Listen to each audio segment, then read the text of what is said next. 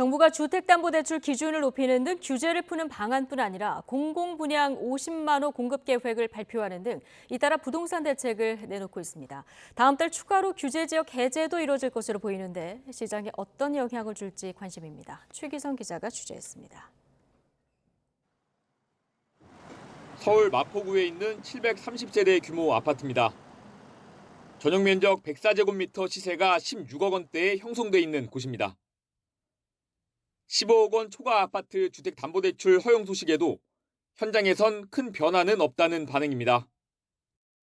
지금 당장은 없어요. 네, 왜냐하면 지금 당장은 이율도 높고 부담해야 될 게 있고 집값은 떨어질 거라는 생각을 다들 갖고 계셔서 좀 더 있으면 더 떨어지지 않을까 이런 생각 때문에 섣불리 이번 조치가 오히려 집값 양극화를 부추길 수 있다는 우려도 제기됩니다.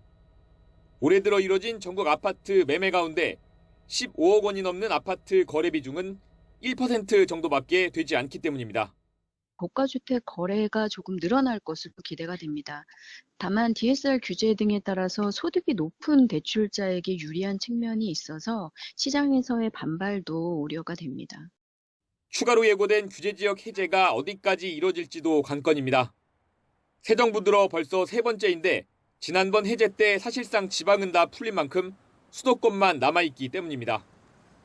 여기에 중도금대출 기준선 상향과 주택담보대출 비율, LTV 한도가 50%로 조정되는 등 정부가 규제 완화에 속도를 내는 건 긍정적이라는 평가가 나옵니다.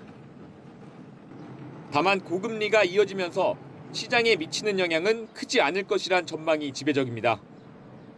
현재의 가격 하락 추세를 전환시킬 만큼의 효과는 아닐 것으로 보입니다. 기본적으로 기존 공약 범위 내에서 이루어지는 공급이고 현재는 매수 심리가 아주 심하게 위축되어 있기 때문입니다. 26일 발표한 50만 호 공급 대책 역시 계획대로 이행된다면 수도권 무주택자에게 도움을 줄 수 있지만 실행 가능성엔 물음표가 붙는다는 지적입니다. 금리 상황과 원자재값 상승 등으로 인한 공사비 증가 등 변수가 많아서입니다. 분양시장은 PF 자금 조달과 경기 변동에 예민한데 주택개발 환경상 금리 문제나 경기 위축 우려 등이 해결되지 않고선 공급 차질이 발생될 가능성이 열려 있다고 봅니다. 건설업계는 환영한다는 입장입니다. 거래 자체가 없는 시장 상황에서 정부가 좋은 타이밍에 각종 규제 완화 및 공급량 증가를 발표했다고 생각됩니다.